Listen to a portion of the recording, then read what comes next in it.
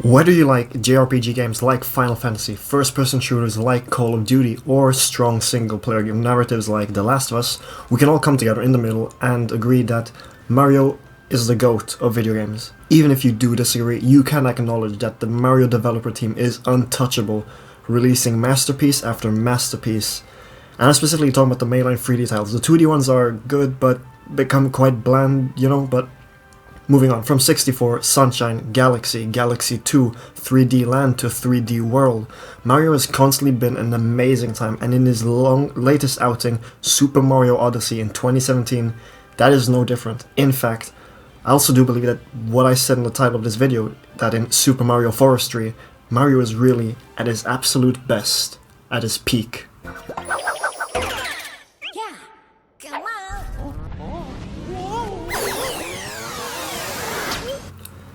Just like all other Mario games, Super Mario Prodigy's story is not too complex. Bowser kidnaps Princess Peach, beats Mario to a pulp, and Mario has to find a way to Bowser and save the damsel in distress.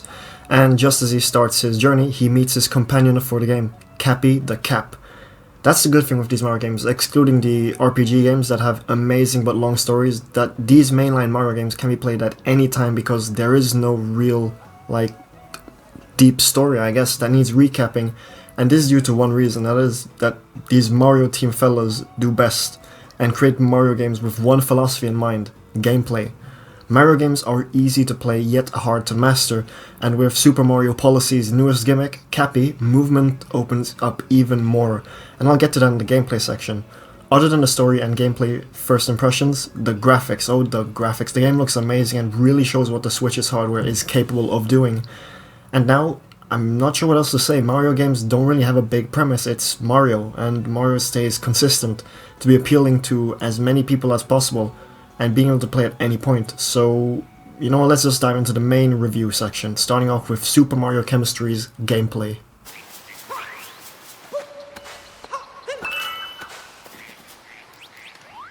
3D platformers are what they are today thanks to Super Mario 64's release, and changed the landscape and inspired many others to come.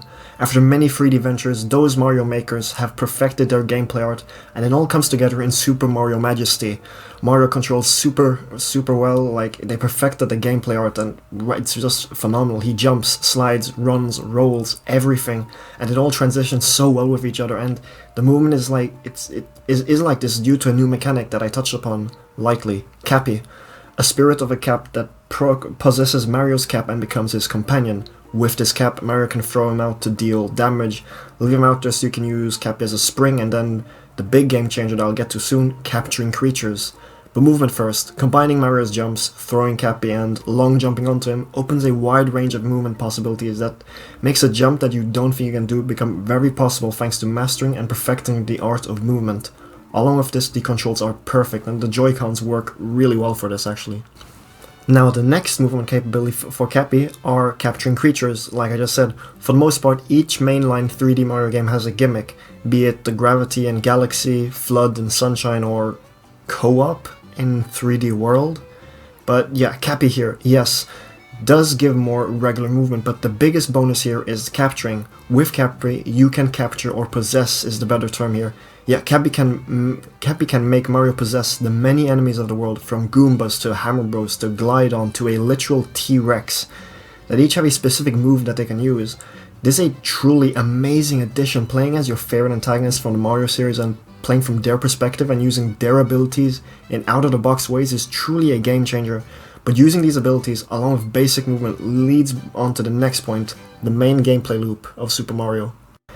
Mario games are basically long collectathons, and Super Mario Squishy is just that. To progress the game, meaning powering up the big ship called the Odyssey, which you use to travel to the next worlds, requires fuel, which is here called moons, and collecting the required amount of each of the moons from each world gives the ship enough horsepower to explore the next area, and repeat this cycle for each world. Collect moons, beat the designated boss, and move on. First bosses. Some bosses aren't really exciting, like the Brutals. Sure, some have their moments, but mainly they're dull, but it's the final boss of each world that really pushed the game's core concept of capturing. You'll need to use the minor creatures with their abilities to progress the game, like, quick spoiler alert, taking the beanstalk fella to grow and break blocks to give you an opening to a UFO. These bosses are exciting and come in so many shapes and forms that you progress with the game as you master the moves, and the same goes for the moons. Some moons require you to pull off some of the most intense maneuvers, like long jumping into a roll, to a cappy jump, to a dive, and then to capture a fork to propel yourself even further.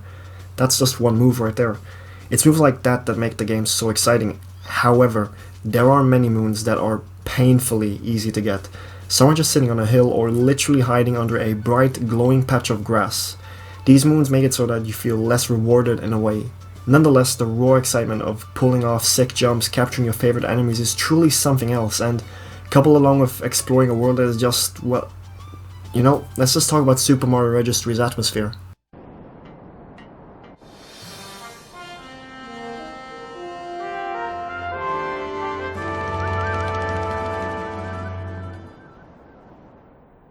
Like I mentioned earlier, you need moons to power the Odyssey to get to the next worlds, and that is the main gist of the game, exploring the many worlds. And let me in on a secret. These worlds are stunning. They're called kingdoms, and there are a total of 14 plus 2 extra kingdoms in the game, and each is vastly different from the other. You can be exploring the towering plant life in the Wooded Kingdom, channel your inner Mario Sunshine in the Seaside Kingdom, and of course, traverse the skyscrapers of New Donk City in Metro Kingdom. Each kingdom is so different from each other. Some feel smaller than others, but they all have their own unique touches that make them stand out from one another, and that size doesn't really matter. There are a few kingdoms that I dislike, like the Luncheon Kingdom, since it kind of drags on for a bit, but since the good kingdoms are just so epic, I can easily brush the lesser ones off onto the side. The kingdoms are brought to life through their distinct art styles and gimmicks from their enemy variety, and one of the best parts of Super Mario Prodigy, its music. The music in this game is S tier. Each world has their own theme and it's wonderful. All the tracks have the signature Mario feel to them, having that bouncy, fun feeling. The grand, epic, ancient feeling of Cascade Kingdom, the ominous yet encouraging sounds of the Cap Kingdom, to my personal favorite, Wooded Kingdom, with a calm riff that is just so soothing to listen to. I can talk about the music all day long, but we need to talk about the other sounds as well. Generally, when I talk about the sound design of games that I've reviewed, I explain how the sounds make you feel, but I don't need to talk about it here. It's Mario.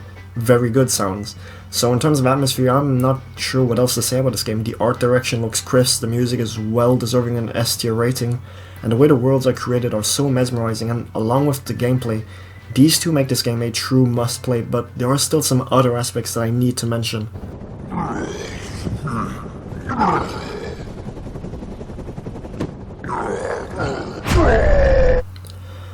Right, I'm not sure what to say in this section of the video. For the most part, the games that I've previously reviewed on my channel, Undertale, the Resident Evils, Max Payne, and Pokemon, just to name a few, generally have a story or core characters that can be discussed, for either being really good or really bad like in Sword and Shield.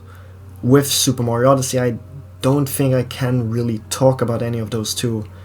I mean, for good reasons. The story here is very bare bones, but that's a good thing, since the atmosphere and gameplay together make the game what it is, and all the story and characters need to be good enough and tag along, which it does. This is the same story as usual. Bowser kidnaps Princess Peach to Mario, and Mr. Jumpman goes after to save her. However, one thing that I do like a lot about the way the story is presented here is the rivalry between Mario and Bowser. Yes, these are two arch enemies, but here it also shows their rivalry in a way, through just the actions that they do, either in the cutscenes or in boss fights. Apart from the main cast, they all do a great job at what they need to do. The Brutals, in my opinion, fall a bit short. They are bland and quite generic, but since you get rid of them quite quickly, I don't really mind them. So, for the story section, just know that it is a basic story, but not basic in the sense that it is boring, but basic to the term that it works for what it needs to do, and helps make Mario games what they are.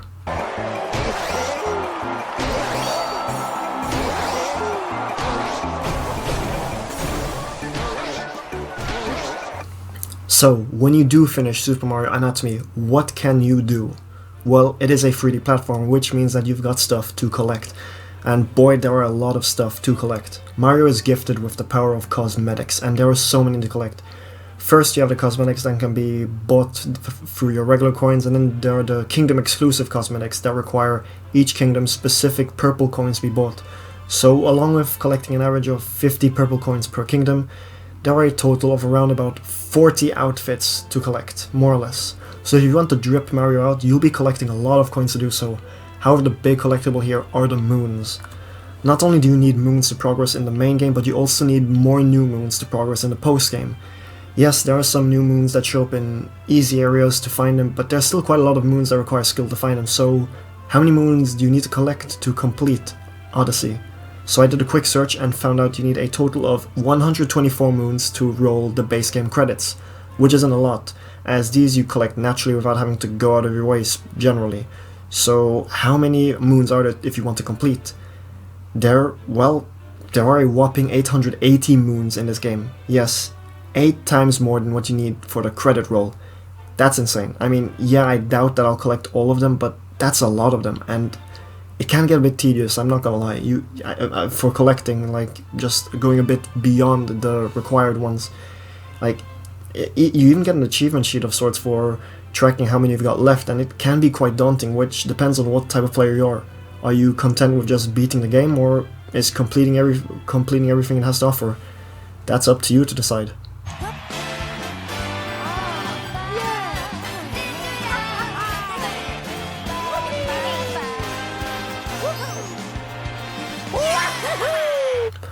Okay, I'm done with the Super Mario Odyssey name joke that I've been doing throughout this video, calling it random rhymes of Odyssey, but really, this game is truly something different. Super Mario Galaxy and its sequel have been my favorite 3D Mario games for a long time since they came out on the Wii, and personally I think Super Mario Odyssey surpasses them, making movement crisp and snappy, capturing and playing as enemies vast worlds that beg you to explore them with a banging soundtrack. These aspects alone, with a simple and good story, make this game the best 3D Mario game in my opinion.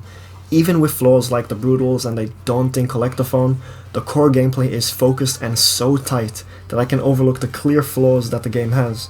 Ultimately, I cannot recommend this game enough, not just the fans of 3D platformers, but the people who don't usually play these types of games, as this game is truly a masterclass, and I give this game a score of a masterpiece. Go play it right now. And yeah, I guess we're at the end of the video, so I want to say thank you guys so much for watching. If you made it all the way to the end, I hope you enjoyed it, and any support or critiques are appreciated. I really did enjoy it, I really enjoyed Super Mario Odyssey, and I hope that Odyssey 2, like the Odyssey 2 rumors, actually happen. But yeah, leave your takes down below, any comments and such. As of writing this, Sonic Origins just got announced. I saw the Sonic Origins collection that we didn't get any information since last May on the Sonic Central, and they finally announced that it's coming out in June on Sonic's birthday, which is so hype, but I really can't wait for it. But yeah, so take care, ciao, and Storm out.